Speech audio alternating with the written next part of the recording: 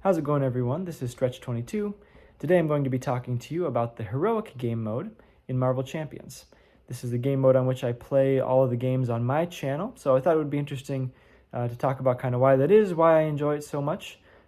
Certainly not going to try to convince you that this is like the best way to play Marvel Champions or that everyone should play it this way, because it is very hard, and I know it's relatively unpopular in the community, but I think there's definitely an audience for it, and if you've maybe shied away from trying it, hopefully I can convince you that there's a lot of fun to be had with this format, if not every single game, at least from time to time, because it does have, I believe, some significant advantages. So first of all, kind of what is Heroic? Obviously, Heroic is an advanced difficulty where we deal one extra encounter card per villain phase. And this is direct from the designers. They published this article in March of 2020, just a few months after the game came out, kind of expanding the range of difficulty options. They introduced Rookie Mode, which is just playing one villain stage, which is easier than Standard. Expert, I mean, of course, the game started with Standard and Expert, but then they also announced this Heroic Mode, which is you play by the Expert rules with that one extra encounter card per villain phase. So very challenging. And now I want to kind of acknowledge, first of all, that not everyone is looking for like a real strong challenge when they engage with Marvel Champions. There's tons and tons of ways to play the game, and that's one of the reasons it's such a great game. And so I kind of frame it on this spectrum, where I think everyone who plays Marvel Champions, they're somewhere on the spectrum from telling a story to solving a math puzzle. Right? The great Marvel Champions is an extremely flavorful game, beloved characters, iconic villains, right? Upgrades and events that really capture that comic book action. It's really fun to just kind of go through the motions of playing a game, even if you're not breaking too much of a sweat. That's a really great way to enjoy this game, and I would describe that as kind of telling a story. On the other end of the spectrum, we have the solving a math puzzle, right? We could remove the art from every single card. We could replace every card title with a random, character code. Keep the mechanics of the game intact, and we'd have a perfectly functional game. And there's a lot of enjoyment to be had from just tackling that aspect of the game, where you're trying to solve this math puzzle, you're trying to sort of beat the game. And so I want to say that kind of for the rest of this video, where I'm coming from, again, this is just kind of me explaining why I love Heroic. I'm not trying to say that this should take over everyone's games, but I'm kind of approaching it from this latter point of view. I think the mechanics are really interesting. I really love challenging myself with, how hard of a game can I beat today? That's sort of mindset. On my channel, I have this goal of trying to beat every scenario in the game on Heroic difficulty using a different hero. I think that's a really interesting challenge I've made for myself, and this interesting puzzle to solve. And now I understand it's not completely devoid of story when I play. I can appreciate that. But really, I think anyone who's looking at it from that perspective of like trying to beat the game, you're generally the person who's going to chase the higher difficulty and get more enjoyment out of Heroic. So that kind of out of the way, how do we pick the difficulty that we play in Marvel Champions? This is maybe kind of a more broader question than just whether or not we should play Heroic. And I think there's two things that we're kind of trying to balance. And I think everyone has an innate understanding of this, but I think it's good to just sort of name that this is what we're thinking about when we choose our difficulty. One, it's more fun to win than it is to lose. All right, I think that kind of goes without saying. It's satisfying to win. Now, you might have sort of a long, tense game, 8-turn game, very close. You end up just barely losing. That might be more fun than a 2-turn game where you win and didn't really have to think about it. But sort of all else being equal, we'd rather win than lose. What we balance that with is basically, I think we all understand as well, that the harder the game is, the more satisfying it is to win, right? This goes for anything in life, right? The harder something is to accomplish, the better it feels to finally accomplish it. And so, putting this in the context of Marvel Champions, we have Standard or Expert, and then extending to Heroic. At each step, we're far less likely to win that game, but it's much more satisfying to win that game. And I would even say, speaking for myself, if I'm trying to beat a scenario on Heroic for the first time, I might play that scenario 10 times, finally only winning on the 10th.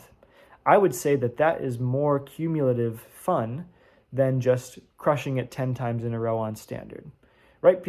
everyone's going to be different where they fall on the spectrum. Some people might just only play on standard because they can win 90% of the time, and that's super fun to them. That is totally okay. I'm not meaning to discount that at all. But just someone, for me, if I've beaten a scenario on standard before, it's I don't have a terrible sense of accomplishment from beating it again on standard difficulty.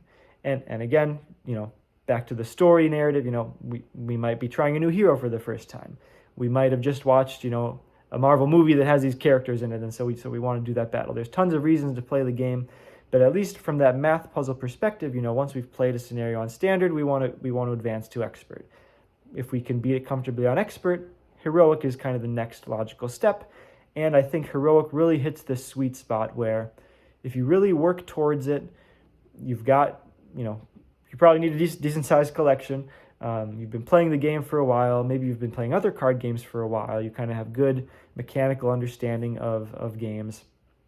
Heroic kind of is the perfect balance between it is possible to win, and then when you do win, it's hard to win, but it is possible to win. And then when you do win, it's really, really satisfying. And so kind of just to summarize that, the optimal difficulty should reward good strategy with victory, right? You should actually need to, if you're just kind of rolling and making a lot of mistakes, but you still win on standard, I would argue that's maybe not the right difficulty to choose. The optimal difficulty should reward good strategy with victory. It should, could maybe even say that stronger. It should be necessary to play well to win in the optimal difficulty. But of course, you still need a credible threat of defeat as well. And that's what makes heroic so interesting, right? You're always kind of on a knife's edge towards win or lose. You know that if you make a misplay 1 or 2 turns in a row, maybe that turns the game against you. But if you kind of play consistently throughout the game, you give yourself a chance to win. So that's what I really enjoy about it. I think another thing that is really important for me, at least, is kind of having this goal-oriented approach towards cooperative games. I kind of referred to this earlier, once you beat something on standard, it becomes your goal to beat it on expert. Once you beat it on expert, it becomes your goal to beat it on heroic. And I think it's really rewarding in gaming, just as in life. Setting goals for yourself and working to achieve them is a very satisfying thing to do. I described my sort of 10 games, 10 heroic games where I only win 1. That has a more profound sense of achievement than just winning it 10 times in a row on standard, as I would argue. And kind of the reality is, if you're setting these goals for yourself, if you're setting the goal for yourself, I want to beat Magneto on expert. Magneto is even one of the harder scenarios in the game. But I would say kind of, if you've got a good collection, you've got some years playing games under your belt, with the specific goal of beating expert, not just, I want to play Nightcrawler today. I want to play Protection today.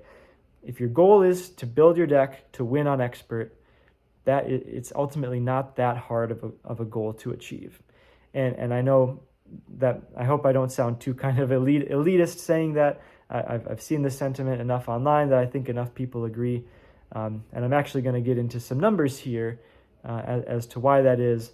But I think if you're approaching it the same way, where you want to kind of set goals for yourself, you think you're a pretty advanced player, I think heroic is the level that you should be striving for to really achieve a good difficult victory. And so let's actually talk about the numbers a little bit. This is part of a kind of a larger scenario difficulty project I'm working on. It takes kind of a lot of time, but I think it's a really interesting analysis. I'm definitely a math guy, if you couldn't tell that already, but digging into the mechanics of this game, there's obviously a lot of math behind the efficiency of cards and everything. So I think it's kind of interesting to think about the difficulties this way. On the average player turn, we have, I'm saying, about 6.5 resources to work with, right? Alter Ego form, we have 6 cards in hand. Hero form, we have 5 cards in hand. Let's balance that out, call it 5.5 cards in our hand. And then we get the activation of our hero, either basic thwart, basic recover, basic defense, or basic recovery. And that was worth generally about 1 resource. Our kind of standard ballpark efficiencies, 2 damage per resource, 2 threat removed per resource. Like very, very ballpark. I mean, people argue about this all the time. But that's about what we get out of a single hero activation, so let's call that 1 resource. And now this is even kind of a baseline, right? I would say about half the heroes in the game have some additional way on their identity card to generate resources, right? Captain Marvel in alter ego form, she can draw a card every single turn, so her number is actually more like 7.5. Someone like Spider-Man is actually even higher. Alter ego form, he can make a mental resource. In hero form, he draws a card when the villain attacks. So he is operating at actually maybe more like 8 to 8.5 resources per turn. Whenever you look at the double resource cards, you're probably playing Energy, Genius, and Strength in your deck. Those kind of give you an additional free resource. So we're maybe realistically around that 8.5 resources per turn that we're typically playing with. Obviously, on top of that, we might be playing Helicarrier, Avengers Mansion, Deft Focus, cards that increase, temporarily we need to spend some resources in the near term, but as we progress throughout the game, now we're building up to maybe 9, maybe 10 resources per turn by the later game. If we think about the average expert villain phase, how many resources should it take us to match the average villain phase? And I think this is kind of interesting to think about. Typically, we're putting one threat on the main scheme using my standard ballpark efficiency numbers. Again, this is all pretty ballpark, right? Every hero, every villain is going to have its own nuances. But one threat on the main scheme, that's about a half a resource to address that. The villain activation, that's about 2 resources to address that, right? If we look at the typical cost to get a tough status or to apply a stun, to apply a confuse, or the average, villain scheme is maybe for about 4 threat, call that about 2 resources to answer. Ballpark, I think it's pretty fair to say the villain activation costs us about 2 resources. And then the average encounter card, now this is part of my kind of project I'm working on that I hope to reveal sometime in the future. But the average encounter card, I typically calculate around 2 to 3 resources required to address it, right? A lot of them are an extra activation, which I've already said is 2 resources. Think of these attachments. There's a lot of attachments in the game that cost 3 resources to discard, or 2 resources plus a hero activation. A 5-6 health minion takes about maybe 3 resources to defeat. So kind of ballparking and then adding this all together, the average expert villain phase asks of us about 5.5 resources per turn. Okay, and I'm saying that we're coming from if we're building a good deck, where even just as a baseline hero, not with any crazy additional resource generation going on, our baseline should be higher than what is coming at us in the villain phase. Just looking at it here, 6.5 resources per turn versus 5.5. So that looks kind of close, but like I said, I think there's more reasons why we should be having more resources on the player turn than there are extra ways for the villain phase to effectively ask more resources of us. Granted, there's things like, under fire, anything that surges is really going to kind of add to that number. But if you just look at the numbers this way, right, the average player turn should relatively well outpace the average villain phase. If we look at heroic, what's the change? Well, we get an extra encounter card per villain phase. So if we again call that 3 resources, which is still, I think, a little bit on the high end. I think it's generally going to range from 2 to 3, but so I'm sort of hedging my argument a little bit here. This is now about 8.5 resources per turn, right? Still a half from the threat, 2 from the villain activation, now 2 times 3 or 6 added from the encounter cards we're dealing with. And so how you can see how this makes for a very close game. Because say we've got a resource generator or 2 in play, or our identity card generates some additional resources. This is pretty much even with the encounter deck. So that's where we're in that nice balance now, right? If we play efficiently, we build well, we play out our turn well, right? We get those little edges each turn to maybe edge ahead and eventually win the game. I think that's a much more fun way to play than just kind of getting over that initial hump of the first couple turns, and then you've got all these resource generators and allies in play, and you just kind of coast to victory. In Heroic, we're a much more even pace between the villain deck and the player deck, and I think that's what makes the Heroic games really interesting. They're really fun and tense for the duration of the game, not just on those initial turns. Oh, I didn't even mention, another thing that cuts in the player's favor is we start the game with a 6-card opening hand, and generally, scenarios will change this, but generally not that much to do on turn 1 to combat the encounter deck. So we can really set up a lot on turn 1, set some resource generators, set some allies into play to aid this 6.5 resources per turn that we have. So just looking at the numbers, hopefully you can kind of see how heroic is kind of, I think, the most even pairing against a well-built, well-played player deck. I want to comment as well before I close here on other ways to increase difficulty, because all my arguments so far, I've been making arguments around kind of why it's good to play a high difficulty game of Marvel Champions, but there's other ways to do this, right?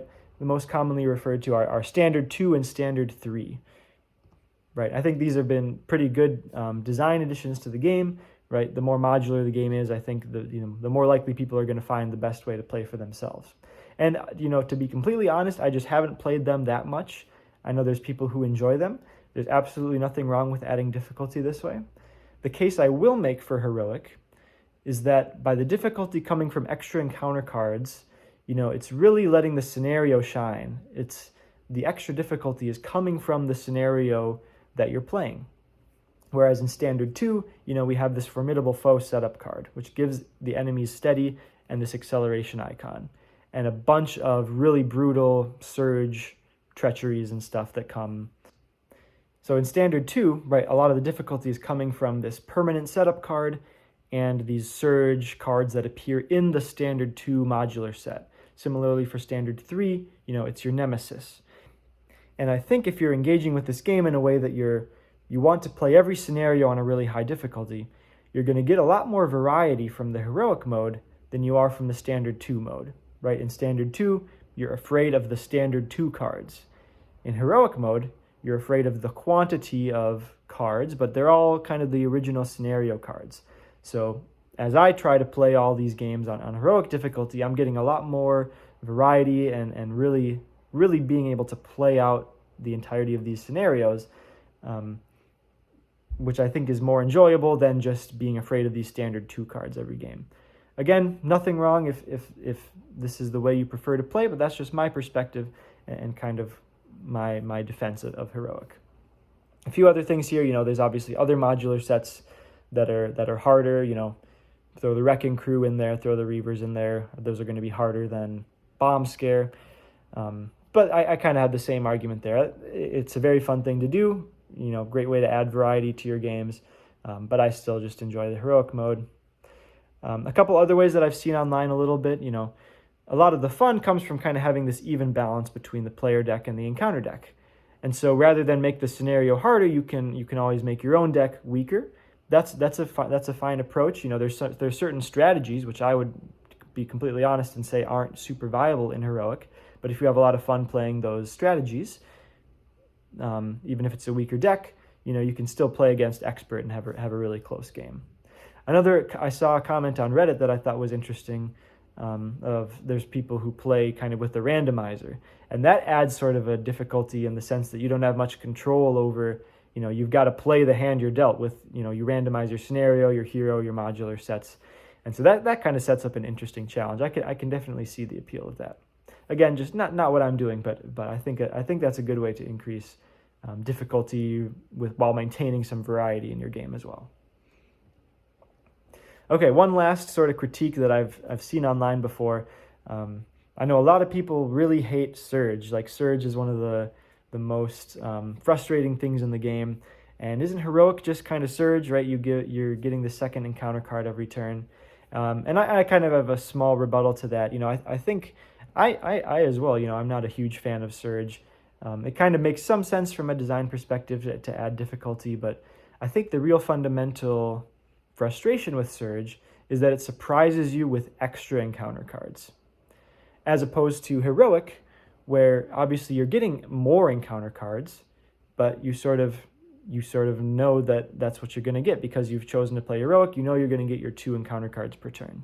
Now, obviously, some of those can still Surge, but right, calling heroic just fake Surge, I think that's kind of a unfair comparison because Surge is all about here's your 1 encounter card, oops, all of a sudden it's 3. You got to exhaust your hero and get a new encounter card. You're right back where you started. I think that's kind of the emotional response we have to Surge that causes us to dislike it sometimes. Heroic, if your problem is just having more encounter cards, that's more of a difficulty question than a surge question, and I've been talking about the difficulty throughout this video. So that was a highly upvoted argument on a Reddit thread talking about heroic, so I thought it would be interesting to talk about that a little bit. But I think if you don't like surge, you're still not going to like surge from heroic, but just understand that the difference, I think there's a difference between getting surprised with extra encounter cards and just getting more encounter cards on the average turn. All right, so just to wrap it up, I think heroic is my favorite game mode to play. I think it's the perfect balance of being aspirational if you play well and build your deck well, in the sense that it's not a gimme in any given scenario, but it is still achievable. I think a lot of people just think it's too hard. They don't even give it a try. I think with some dedicated deck building, good, precise play, it is definitely achievable. So I would encourage you to try it if you haven't given it a try yet and you're looking at more advanced ways to play the game. Another interesting thing, this is kind of implicit in the difficulty discussion I've been having, but one of the fun things Heroic can do, or at least including it as a tool, in your rotation of how you play Marvel Champions, is that Heroic can make competitive games out of the easiest scenarios, right? There's a lot of really fun scenarios, but they're kind of easy, so I think people don't play them that much. Tune it up to Heroic, now you'll have a really fun game with a really fun scenario. I also see a lot, there's really strong heroes in this game, and I see the sentiment on Reddit once in a while. It's kind of foreign to me, but this idea where I don't like playing Cable because he just wins every scenario too easily. And I'm like, well, we have this sliding difficulty that we're able to enact in Marvel Champions. So if you think it's a really strong hero, you can still give yourself a challenge by playing on heroic difficulty. So I think having heroic in your toolbox really will open you up to having some more fun games with heroes or scenarios that you maybe have discounted previously. And then compared to other forms of difficulty, right, I really think heroic lets the scenario shine. You see more cards from the designed scenario rather than swapping in standard 2, and now you're kind of fighting more against standard 2 than you're fighting against the scenario itself. So that's kind of my big three kind of takeaways why I think heroic is a fantastic game mode to play and why I enjoy it so much. So thanks so much for watching. If you want to see some heroic gameplay, feel free to check out my channel. Like I said, I'm trying to beat every scenario in the game on heroic difficulty using a different hero. So there's going to be a lot of variety in my games, and I've had a pretty good success rate so far. So hopefully you'll see that it is pretty achievable if you're willing to sort of devote some time and deck building. So that's it for this video. Thanks so much for watching. And leave a comment if there's anything I've said that you want to ask about or kind of share your own experience with heroic. I think there's a lot of interesting things to discuss here. So, all right. Catch you in the next video.